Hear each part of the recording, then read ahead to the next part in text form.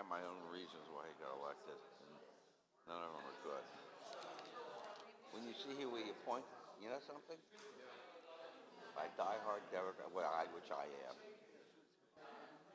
You know, a Democrat. I've never, something I don't think I voted for a Republican president.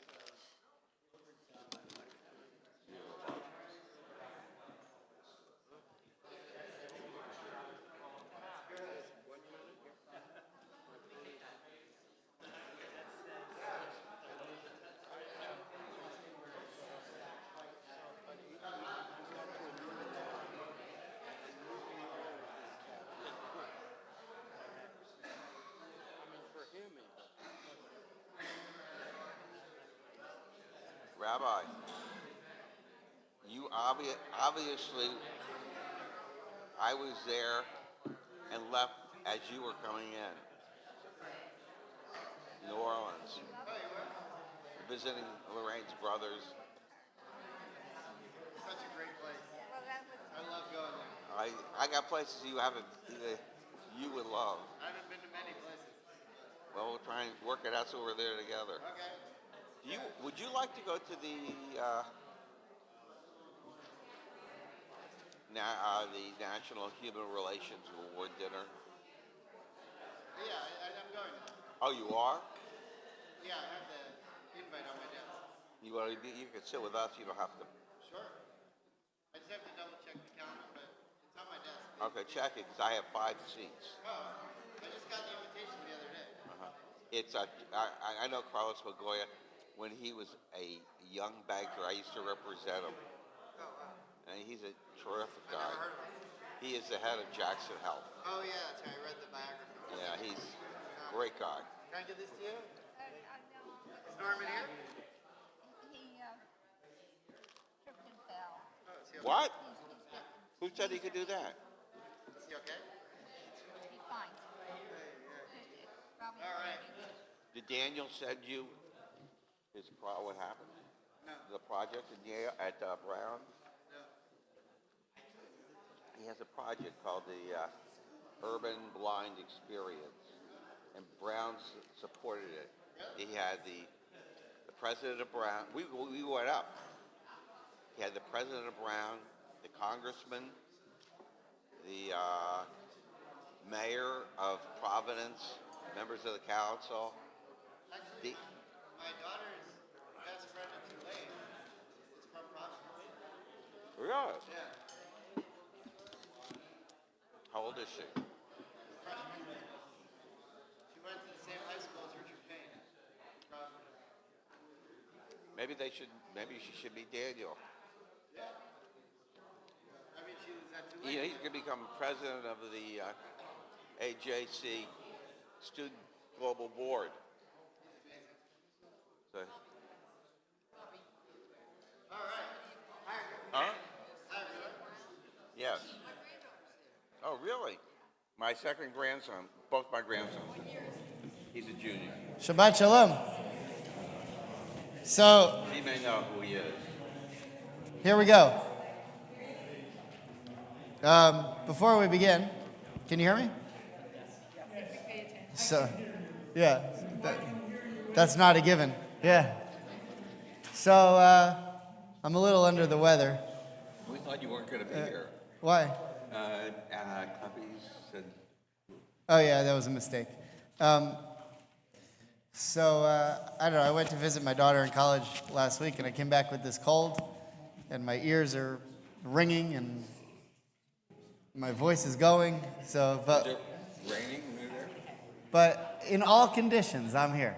In any, so. Torah goes on. Yeah, here we go. All right, so we're going to make the most of it. I got great material for you, don't worry. Wine will I help. just can't hear anything because my ears are stuffed up. All right, here we go. Sing loud. V'shamru b'nei Yisrael et ha-Shabbat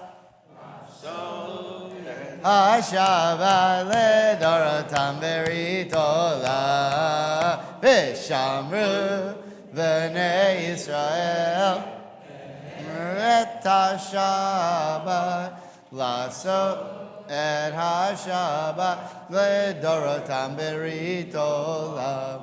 Bein Yuven v'nei Yisrael, oti leolam, v'shamru v'nei Yisrael et ha-Shabbat Lasod et ha-Shabbat ledorotam berit olam. Ki sheshet yamim asa Adonai asa et ha-shamayim ve'et ha v'shamru v'nei Yisrael et ha-Shabbat Lasod et ha-Shabbat ledorotam berit olam. Uvayom hashvi shavat vaynafash, shavat vaynafash, shavat vaynafash, v'shamru v'nei Yisrael et ha-Shabbat Lasod et ha-Shabbat ledorotam berit olam. Baruch atah Adonai Eloheinu melech haolam, borei peri hagafen. Amen. L'chaim.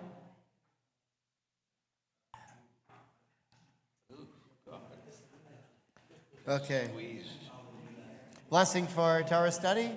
Baruch atah Adonai Eloheinu melech haolam, asher kidshanu b'mitzvotav v'tzivanu la'asok b'divrei Torah. Amen. Boy, you know, I can't hear a thing.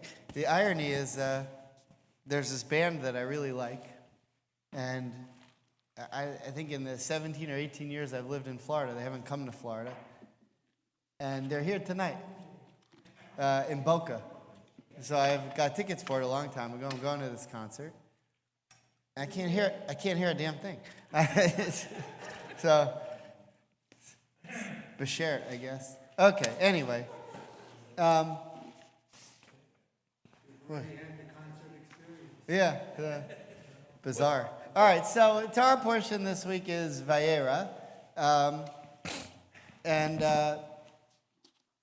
we were introduced in a more significant way to Lot. You know who Lot is? Who's Lot? Abraham's nephew. So he had a father named Haran, who was the brother of Abraham, who Haran was an idol worshiper.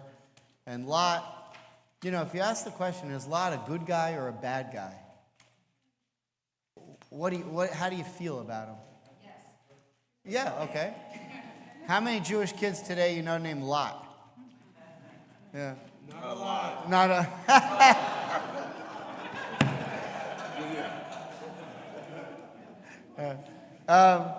Now, the Poles did name their airline after him. You know, Lot is the Polish airline. If you've ever had the misfortune to be on Lot,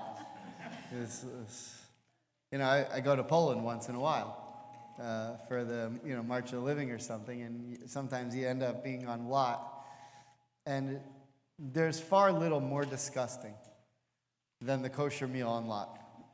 I mean, it is just unreal. Okay. Yeah, there's a lot of good jokes with this. We could go on all day. Okay, so one vote for Lot is a. I know. No, is that? Do you hear that too, or is that just my ears? No, we all heard it. I don't know why it's probably because this. Let's turn this on. All right. Let's see how this works. You might have to turn those off for a moment. Can you turn it off? Momentarily. So Lot is an interesting character. Now the problem, Lot has a similar problem to Noah, is who he's compared to. So, we say Noah was righteous in his generation. You can't hear me? Oh, I don't hear it now.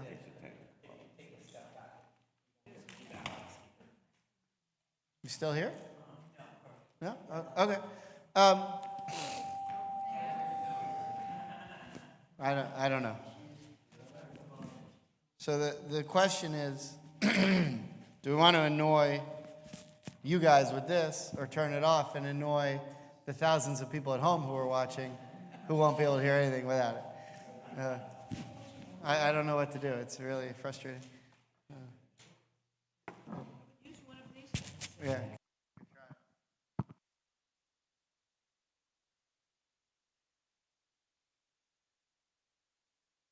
Okay, how's that? Okay. All right. So Lot is compared to Noah. I'm sorry, Noah is compared to Abraham, and when it says he's righteous in his generations, the rabbis come and say, yeah, but if he lived at the time of Abraham, he'd be nothing special. And now Lot is specifically compared in this week's Torah portion to Abraham. And so you'd say, well, who would look good compared to Abraham? But, Lot doesn't necessarily look so good compared to Abraham, but there are some clues. And if you look at the clues, you can start to develop something. But here's the question you'd want to ask if you could start to develop something is, why do we need Lot? Why do we need a Torah portion about a guy named Lot who nobody really seems to care that much about anyway? I mean, what is even the point? Why do we need this? If you ask me why we need Abraham, Isaac, Jacob, Sarah, Rebecca, Rachel, Leah, I could write a book about each one. But I wouldn't bother because nobody would read it from past experience. But you could.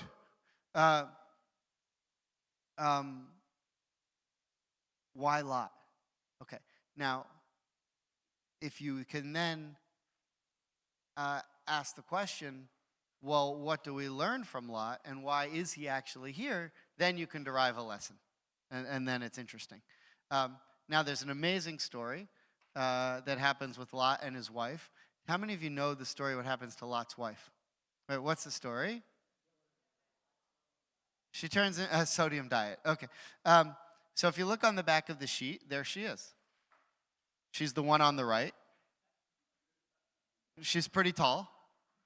But this was believed, if you go to the Dead Sea region, it is believed that this is her. Because she turned around and looked at the destruction of Sodom, and she turned into a pillar of salt. And, was she that tall? Yeah, I don't know. But I think like over the years. Yeah. Now, she turned into a pillar of salt. And she's by the Dead Sea, which what do we know about the Dead Sea? It's salty, right? So it makes sense that in that region, she would turn into a pillar of salt. Now, and the way that God destroys Sodom and Gomorrah is through like a rain of sulfur fire.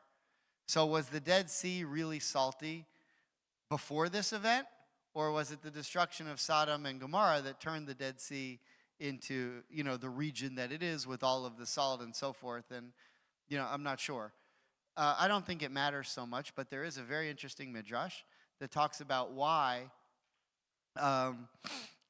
she's turned into a pillar of salt, of all the different ways that God could have killed her. So, there's a lot of karma in the Torah.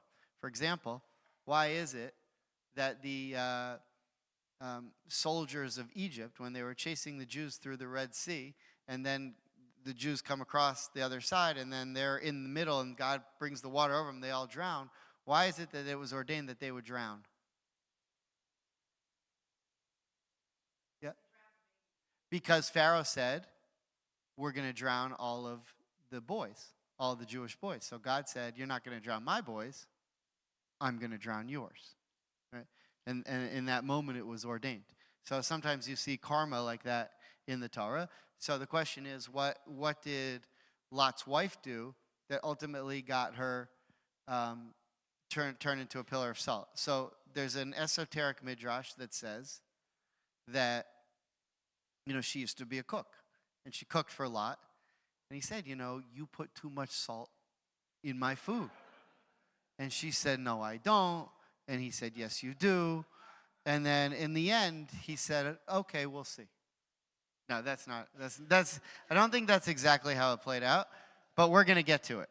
Now, before we go, we're in the second triennial cycle, so we want to start today with Genesis 19:1. But before we go to Genesis 19:1, we have to go to Genesis 18:1, because we have to make a very important comparison.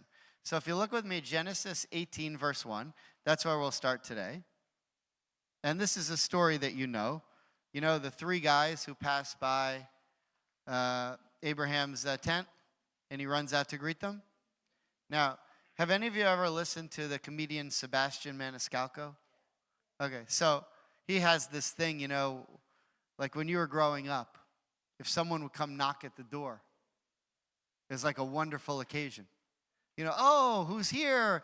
Someone's at the door, let's go. And they, it's your friend from across the street, and they brought you a cake, and it's like, oh, well, hey, who brought us a cake? Come on in. Now, today, if someone knocks on your door, you're like, nobody move. People are diving under the couch, right? Because it's almost definitely someone trying to sell you a power washing and telling you whoever does power wash your home is a complete idiot and he could do it for cheaper and better. So I don't know if that happens to you, but I get those a lot. So now I just tell them. Have you ever had one of these guys? No? Yeah. I get these guys. They come, they say we can power. Well, maybe it's because my house doesn't look so good. So maybe they come and they say, I see. Yeah, they say, I see your house. You don't know, I'm doing all your neighbors. Oh, okay. Well, you're doing that crazy guy. I can't stand that. So they say, well, I'm here. Here's the deal we have today. And I say, well, we already have a guy. And he says, well, I can see that he's not doing a great job. And I say, well, we don't believe in great jobs. We're mediocre. We tell him, just do what you can. So, all right. I end up having a very long conversation. These guys end up getting more than they bargained for because I end up having a very long conversation with them. Okay. None of that is important. Let's go now to actually, why did I bring that up? Because there's a way that people, welcome. Abraham sees these three guys. He doesn't know them. He sprints out to see them and begs them to be able to feed them and give them a meal. Could you imagine three people you don't know walking by your house and you running out to greet them? We barely want to give anything out on Halloween. I mean, we're like, sneaking a Kit Kat through the mailbox. Take this and get the hell off my property. Abraham's running out, bringing them in. Okay, so things have changed. All right, so here we go. Chapter 18, verse 1. Well, I'll just read it to start because we only need one verse. Vayar, it's important in the Hebrew, but not much. Just a couple of words here. So I want to point out just the first word of the Torah portion. The first word of the Torah portion is Vayera, and he appeared to him. So something appeared. God appeared to Abraham, be'elonei Mamre, in the plains of Mamre. V'hu yashav petach olamod, and he was sitting by the entrance to his home, kachom hayom, in the heat of the day. Vayisai einav, and he lifted up his eyes. Vayar, and he saw. Now, if you went through this portion, you would see that word, and he saw, many, many, many times. Okay? Vayar, and he saw. And so the rabbis asked the question, what does it mean, and he saw? And why do you always have to tell us that he saw? Most people can see things that are in front of them. Why do you keep having to say, and he saw, and he saw, and he saw? So it happens a lot of times. I just want to point that out for now. Okay. Vehine shlosha anashim. Here there are three men, nitzavim alav, standing before him. Vayar, again, and he saw. Vayara. Okay, now.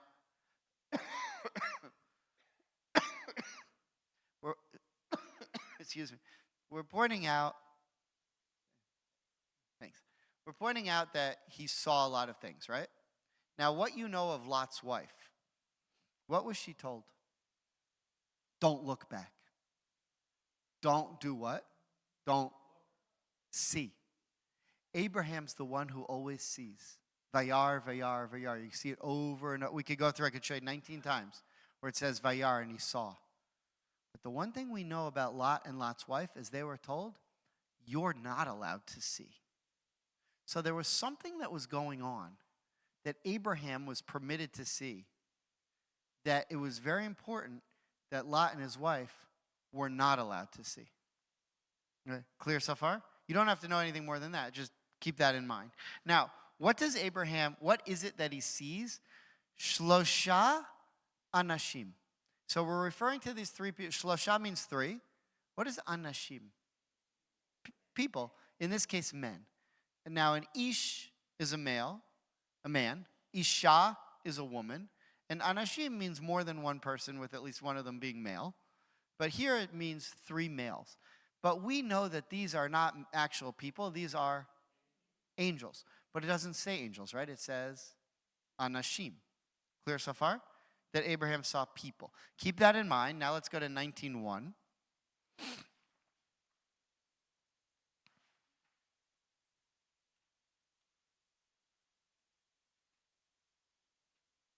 Okay, now, an angel can only do, remember we talked about this a couple weeks ago, an angel can only do what it's programmed to do. So, if you're the angel who's sent to heal Abraham from his circumcision, then once you've healed him from his circumcision, you're done and you go home. Go back to heaven, or whatever it is you do.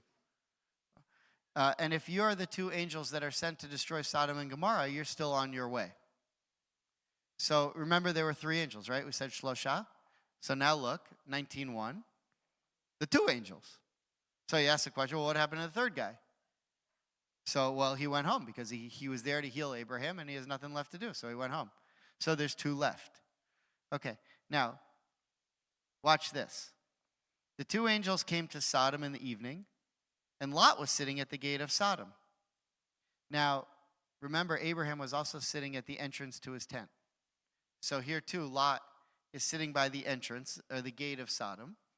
And Lot saw and stood up to meet them. So here we see Vayar Lot. And here Lot is seeing something, right? The same word, Vayar Lot. And he gets up to run to them, and he bows down to them. Where?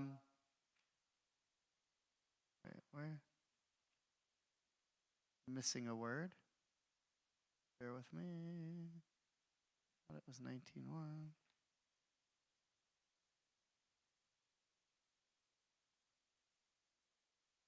Somewhere it says something else. I can't find it.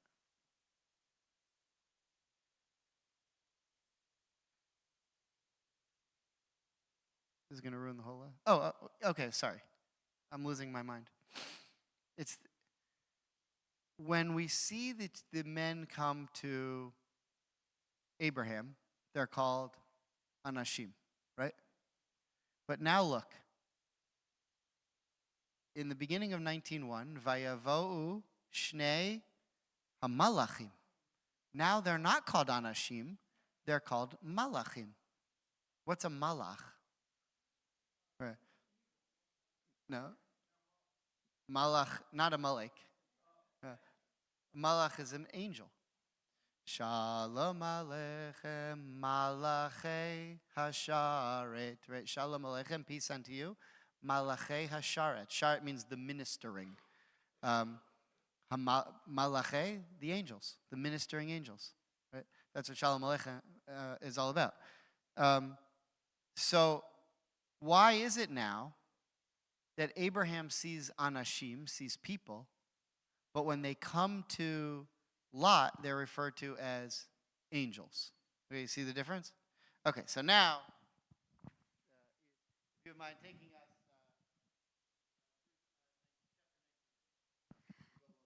That evening, the two divine emissaries came to Sodom, where Lot was sitting at the Sodom gate.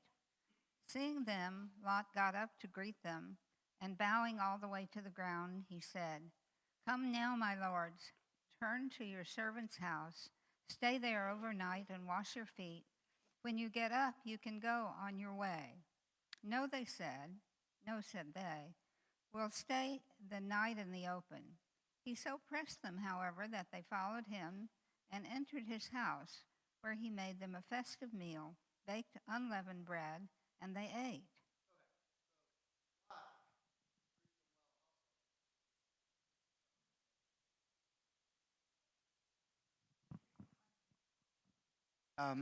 Lot treats them well also.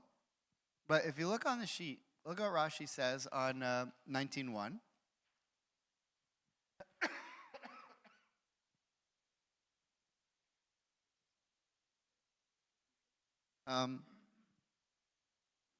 Actually, Jude, would you mind reading the Rashi there where it says angels? 19. Why does it say angels instead of people? So Rashi 19:1. But elsewhere, Genesis 18:2, Scripture calls them men. When the divine presence was with them, it speaks of them as men. Another explanation is, in connection with Abraham, whose power to receive heavenly visitors was great, and whom angels visited regularly as men, it calls them men. But in connection with Lot, it calls them angels. Right, so it's possible that angels came to Abraham all the time, because Abraham was a prophet who spoke to God all the time, but he did it through visions or through mediaries or whatever. So Abraham was used to it. But this is how Abraham treated everybody. But Lot, he recognized that they were angels. And that was a rare occurrence for him. Which means to say that if they were just regular men, he might not have noticed them. Or he might not have greeted them and welcomed them in. And the only reason he did greet them and welcome them in is because he realized something unique was going on here, and these were actually angels.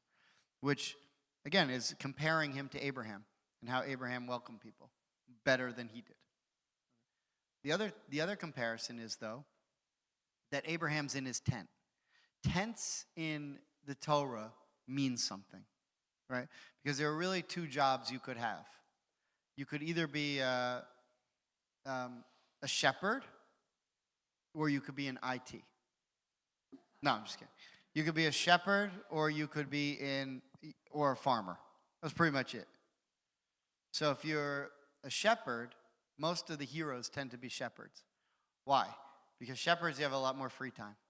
When you're farming, you have to go out and work. When you're a shepherd, okay, so you have sheep, and they're here. And then like 4 hours later, you come out and say to the sheep, okay, now that you're here, now go there. And then you go back to the tent, and you sit in the tent. And you sit in the tent for 4 hours, and after 4 hours, you say to the sheep, you know how you guys are here? Now go there. And that's the job. But while you're in the tent, you study Torah. So Abraham's in the tent studying Torah. Or whatever it is that they studied. Probably sitting with Shem, talking about ethics and contemplating ethics. Where is Lot hanging out? In Sodom. Like the worst place in the world. Right? So sitting in the tent to, Abraham's tent where Torah was, paramount, or sitting next to the gate of Sodom, which is like, Sin City on steroids, that's going to need to be destroyed because it's so evil, that's an amazing comparison. Okay? And the fact that now that they're referred to as angels by Sodom, well, why? Because they're coming to Sodom to do a job as angels. What's the job? Destroy the cities. Now, why does it take 2 angels to destroy the city? It doesn't. It only takes 1. So of the 3 angels, 1 was sent to heal Abraham, 1 was sent to destroy Sodom, and what was the 3rd one sent to do? Save Lot. So he's got a big interest in these guys, whether he knows it or not. Okay, clear so far? Okay. Let's keep going. Hang on one second. Okay, Ken, would you mind picking up? Edith, what verse did we get to? Up to 4. Okay, yeah, would you mind picking up there? Is this on? Yes. Okay. They had not yet lain down when the townspeople, the men of Sodom, young and old, all the people to the last man gathered about the house. And they shouted to Lot and said to him, Where are the men who came to you tonight? Bring them out to us that we may be intimate with them. Right. Do you remember this story? We did it 3 years ago. So this week, 3 years ago, we did that story. So, Ibid. So just refer back to that class and you'll know this whole story. In the meantime, since that was a different class, I want to show you something amazing. I want to show you something amazing. If you skip with me to verse 27. So Abraham sees these guys come and they save Lot and they destroy Sodom and Gomorrah through salt. Actually, let's go to verse. Hang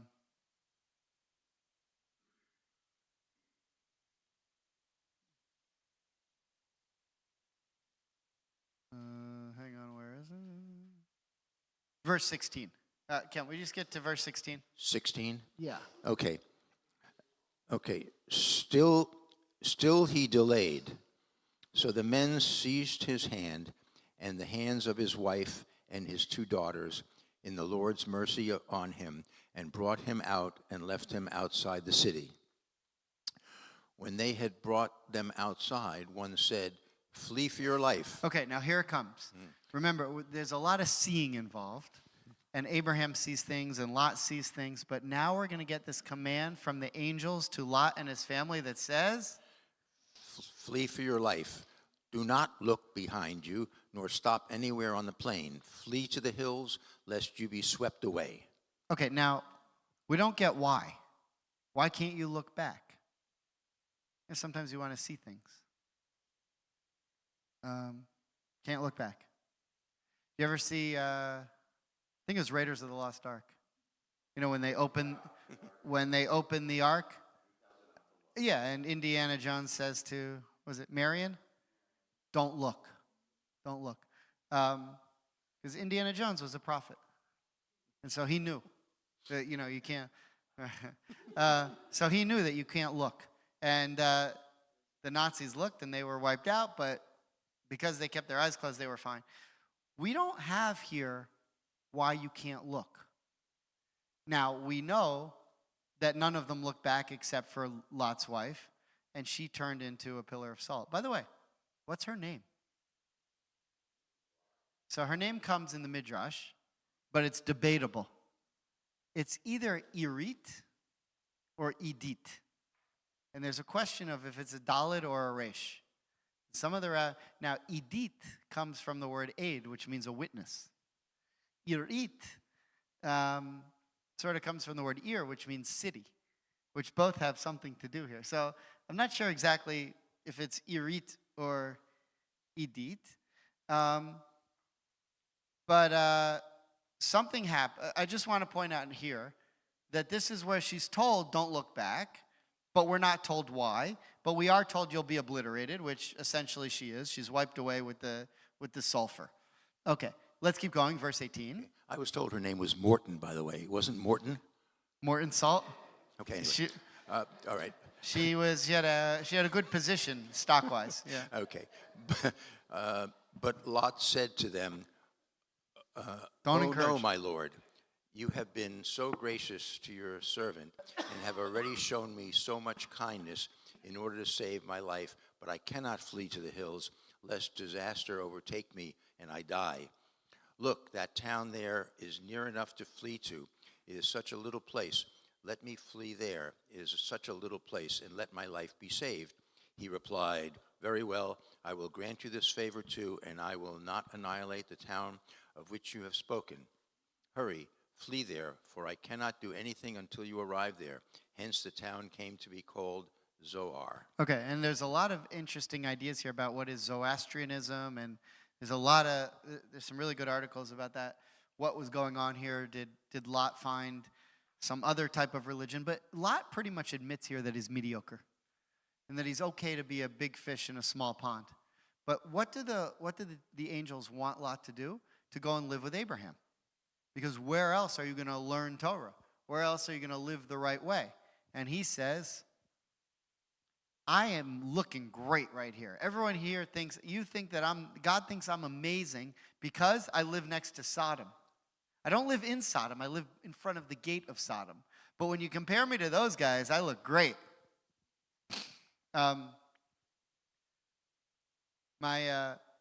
When I was in Charlotte, my first job, we had the executive director. He used to say, he didn't last long, but he used to say, "We're pretty good for who we are." That was our motto. I used to tell people back when I played golf, because I could get a good score, but I had a really ugly swing. And I would tell people, you have no idea how good I am. Because if you had my swing, you wouldn't break 100. But I have all these problems, and I'm still, so I would like to see you play with my swing. You wouldn't score 200. Okay. So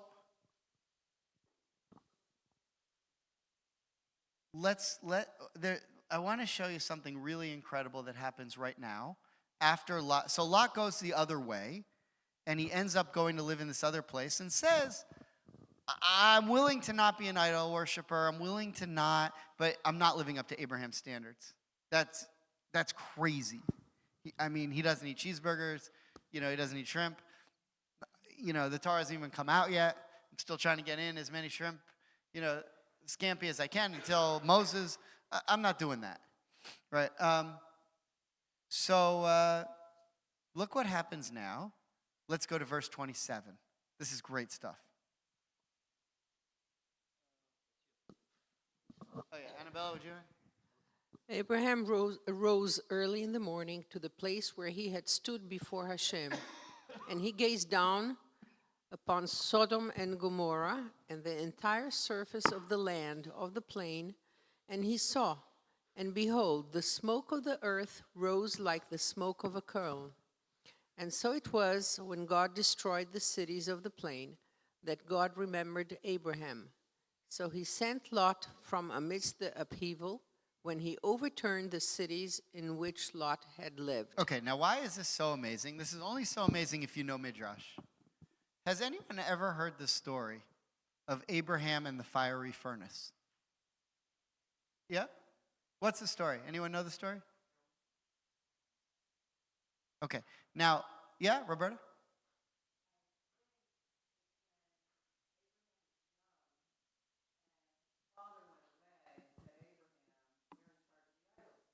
Yes.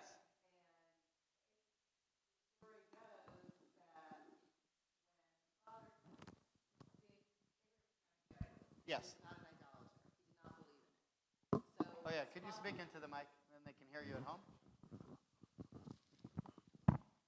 So when his father came home and he saw the idol smashed, and he was going to blame Abraham, and he was so livid, Abraham said, they did it themselves. I had nothing to do with it. And He put the hammer in the hand of the biggest idol and left that one intact and said he did that it. one did it, right. And the father said, are you kidding me? Just a piece This of is wood. a Right. piece of stone, a piece of wood. What are you talking about? And- So how could they be all powerful then, Abraham Okay. said and thought, and that is how he proved that these idols are nothing and there's only one God. Correct, but what does that have to do with the fiery furnace? Oh, and then Abraham's father got so mad Yes. that he went to Nimrod with Abraham, and Nimrod put him in the fiery furnace. Like, that was his death. He was going to be done with, but Abraham obviously survived the fiery furnace unscathed. Outstanding. How do you know all that? That's great. Very well done. Okay, so there was a king at the time named Nimrod.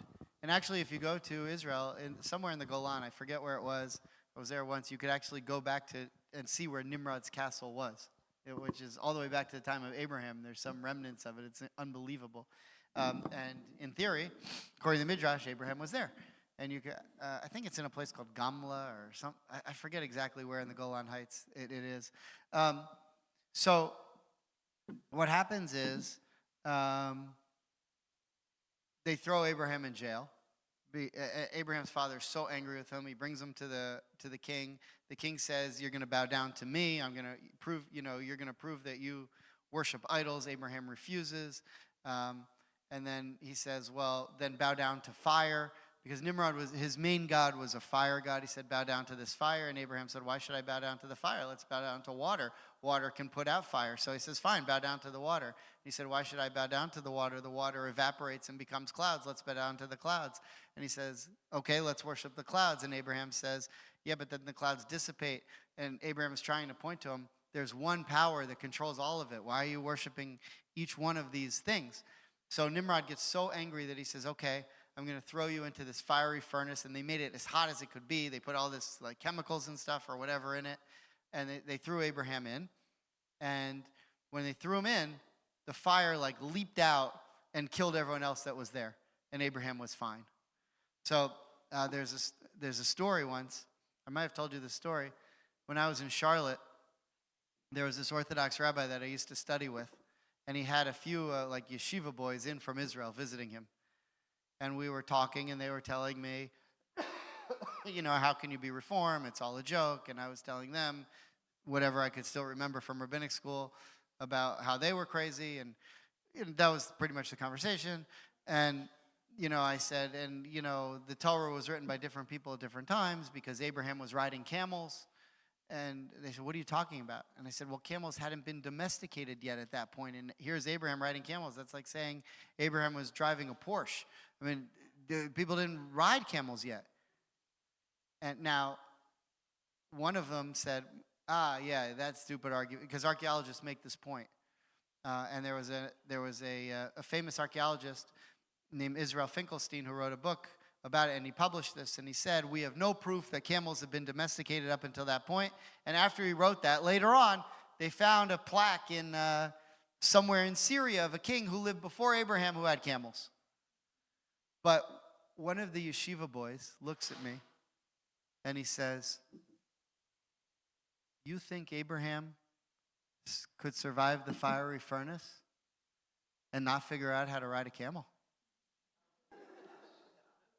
And I said, well, when you put it that way, I always remember that. But it was one of those things where it's just like I just started laughing because, okay. Look at, there's a midrash here, Pirkei de Rabbi Eliezer, 26:1. And this is kind of what happened to Abraham. Someone, Roberta, do you have a mic back there? Someone? Could someone read that? Could you read the third source, Pirkei de Rabbi Eliezer, 26:1? The second trial was when he was put into prison for 10 years, 3 years in Kuthi, 7 years in Budri. After 10 years, they sent and brought him forth and cast him into the furnace of the fire, and the King of Glory put forth his right hand and delivered him from the furnace of fire, as it is said. And he said to him, I am the Lord who brought thee out of the furnace of the Chaldees. Another verse says, Thou art the Lord, the God, who didst choose Abram and broughtest him forth out of the furnace of the Chaldees. Okay, so the whole reason I bring up this story of the fiery furnace is because the word for fiery furnace is kivshan. And here's the only place in the Torah we see that word. Kivshan. So the Torah here is making a reference to that story. And making a reference to how when Abraham was younger, he survived the fiery furnace. So if you look at now at verse 27, Abraham arose early in the morning to the place where he stood before God. He gazed down on Sodom and Gomorrah and upon the entire surface of the land of the plain. And he saw, behold, the smoke of the earth rose like the smoke of a lime pit. And what he's saying is, I've seen this happen before. I've seen this happen where there was this fire burning that was meant for me, but that struck at the bad guys when I was in Nimrod's castle. And here it's happening again. There's this fire coming down, and there's some of us that are able to look and see what's really going on, and there are others who aren't allowed to look at it. And the ones who aren't allowed to look at it are going to be destroyed. But me, because I'm allowed to look at it, I'm going to be okay. And if anyone does look at it and they're not allowed to, they're going to be destroyed. All right, clear so far? No? All right, let me explain it one more time. Jeff? I just have a question. You're talking about the fiery furnace, you're talking about the coal, you're talking about the steam. Is it possible that at one point there was an active volcano that erupted and all that sulfur went into the sea? And that area became the Dead Sea. It's certainly possible. It's not in the Midrash. Hillary? I don't understand. You said that this refers to the Midrash, but the Midrash is after the Torah, isn't it? The Midrash was written after the Torah, but according to tradition, existed in an oral form from the time Moses was at Mount Sinai.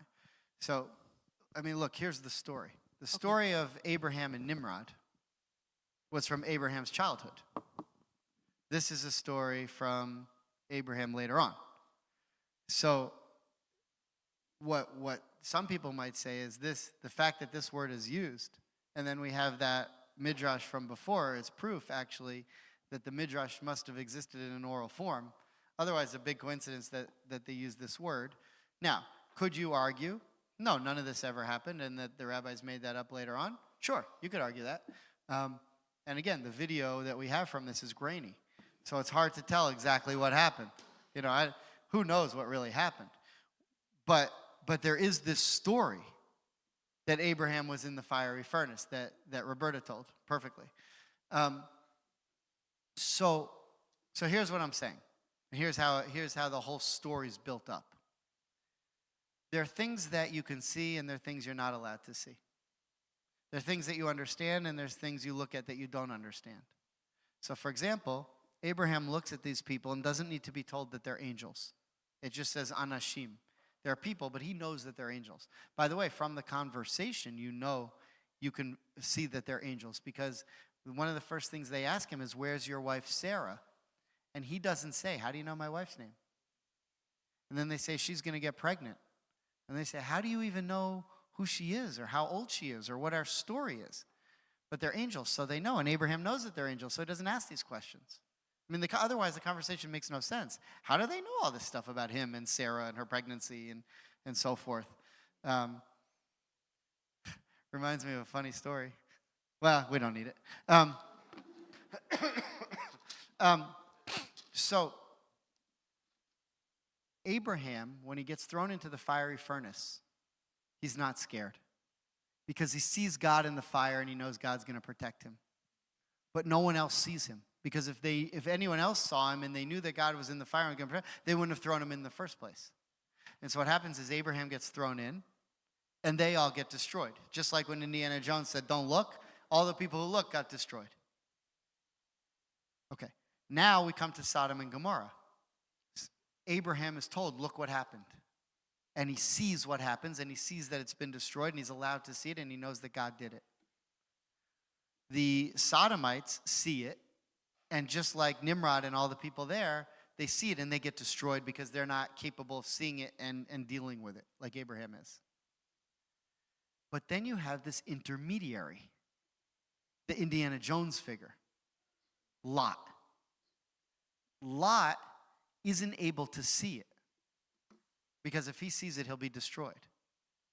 And so the angels say to him, "Don't look." If the angels would have said to all the people in Sodom, "Don't look," they probably would have survived too. But they looked and they got destroyed. And that's why you see this word vayar, vayar, vayar repeated over and over and over again. And actually, if you went into Exodus and you see every time that Moses sees a miracle, it also says vayar, because Moses was someone else who could understand the miracles. And you can go and see vayar many times throughout Exodus. I was going to bring some of those verses, but we didn't need them. I just told it to you.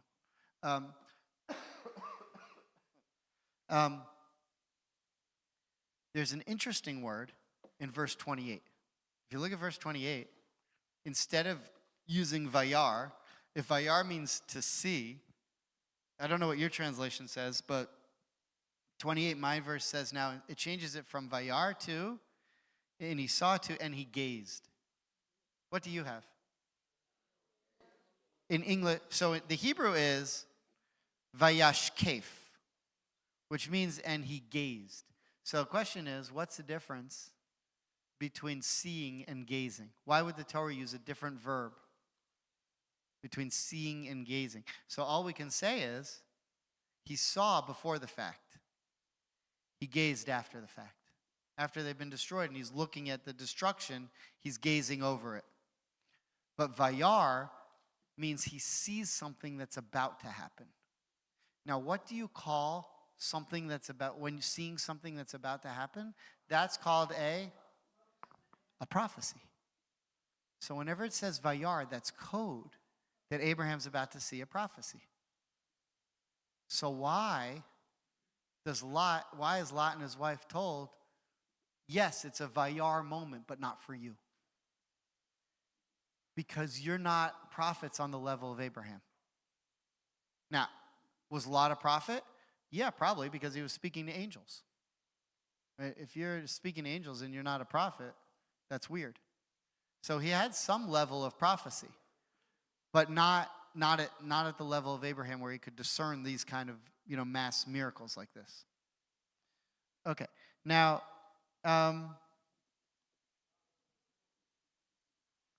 he was like in the middle. We're not sure. He didn't live in Sodom, so I don't know if I'd go that far. His father was, but so was Abraham's father. If you look at, let's focus now on. Oh, okay, great. Now, with our remaining time, in order to learn something, let's go back to Lot's wife and what it means for her to not look back. By the way, does anyone know what the word Lot means in Hebrew? It's actually pronounced lot. But it comes from the Hebrew verb lehimalet. You hear lot at the end of lehimalet, lot. Lehimalet means to escape. Lot means, Lot wasn't his name. We don't know what his name was. Lot refers to the one who escaped. Well, maybe that's what his parents named him because they had a problem. Maybe they thought, what, someday something horrible is going to happen, but you're going to escape. But Lot means to escape. He's the one who escapes the destruction of Sodom and Gomorrah. That's his name. And you actually see the verb himalet many times used in this section of Torah. Lot means the one who escaped. It's kind of interesting. Okay, so let's look now, verse 17. Let's go back to what the angel said to Lot and his family. Someone have a mic? Oh, yeah, Hillary, would you mind reading verse 17? When they had brought them outside, one said, "Flee for your life. Do not look behind you, nor stop anywhere in the plain. Flee to the hills, lest you be swept away." Does anyone have, up until today, if someone would have asked you, why was Lot's wife punished for looking back? Does anyone know why? Say it again. She liked her life. Where did she like her life? In Sodom, which is the worst place in the world at the time. Everyone there had to be killed, right? Remember, God had that whole conversation with Abraham. Is there even one righteous person there? Now, so you could say, well, is Lot righteous? Lot didn't live in Sodom. He lived outside the gate. But these were her people. And by looking back, what was Sodom known for? Being greedy. They hated visitors. Why did they want to kill the angels? Because they didn't want any visitors. They didn't want anyone giving any charity. They were greedy. They were the opposite of Abraham running out to greet people and welcome them in. They kept visitors out. And by looking back, she liked her life and her money and her greed. That's always the understanding that I had. But I think there's more to it. And I didn't really know that until this week when I started investigating. So let's just look at, on verse 17, one family of scholars. Why do I say that? Rashi, who's Rashbam? Rashi's grandson. Okay. So Rashi says, "Look not behind thee." Thee means you. You sinned with them, but are saved through the merit of Abraham. It is not fitting that you should witness their doom while you yourself are escaping, which is a play on the name of Lot. You're escaping, and the truth is, the only reason you're escaping is I'm doing a favor for Abraham. Because even though you may not be as bad as Sodom, that's who you associate yourselves with. But because you don't actually live in there, and maybe you did learn something from Abraham and Sarah over the fine. So I'm going to take you out. But look what it says here. You don't deserve to see them suffer, because technically you should probably be there suffering with them. And that's the reason why you're not allowed to look. Not because you miss your greed, which we've always heard, according to Rashi, but because you really sort of deserve to be there with them.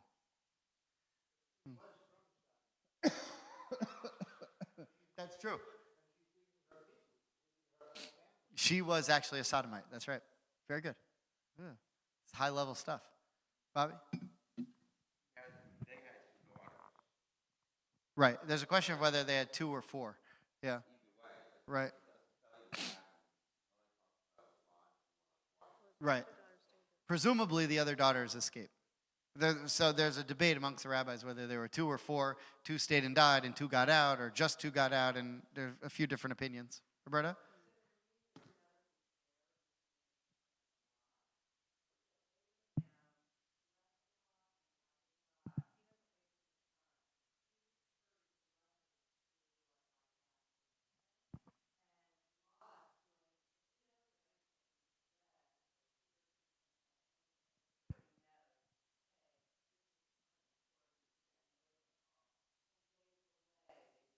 Yeah. Good. Okay, so we only have a few minutes and a lot still to get to, but Nancy, do you have a question? Go ahead.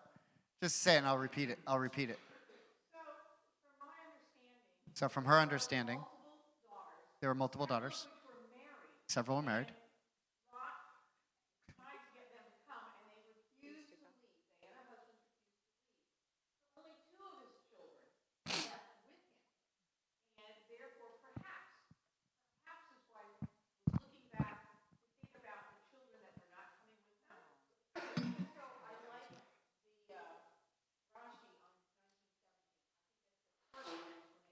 Yeah. Okay. Again, the Midrash has a lot of different scenarios, so I'm not exactly sure which one actually happened. But yes, you're 100% accurate. So Rashbam, just to run through this quickly. First of all, on account of their going to experience the anguish of seeing the destruction of their city. Secondly, this is why they couldn't look back. Secondly, in order not to afford them an opportunity to see the angels performing their destructive works as angels when there was no need for them to witness this. Watching divine beings in action and being saved by such spectacles requires divine intervention and therefore should be avoided, which means they're like Indiana Jones. They don't have the power to see these kinds of things and survive. Okay, on to the back side, the other side. One more midrash at the top of the page. And they said to them, do not look behind you, for verily the Shekhinah, meaning God's presence, has descended in order to rain upon Sodom and Gomorrah, brimstone and fire. The fire of Edith, the wife of Lot, was stirred for her daughters who were married in Sodom. And she looked back behind to see if they were coming after her or not. And she saw behind the Shekhinah, and she became a pillar of salt, as it is said. And his wife looked back behind him, and she became a pillar of salt. Meaning she did look to see, are her daughters coming or not, which seems like a fair thing to be able to do. But the angel said, don't look back, because if you do look back, you're going to see something you're not allowed to see. And what was that? God doing his destruction, or the angels doing the destruction, and you're not up for that. And maybe for a couple of reasons. One, because you should probably be being destroyed yourself. Or two, because you're not a prophet who's able to handle these things.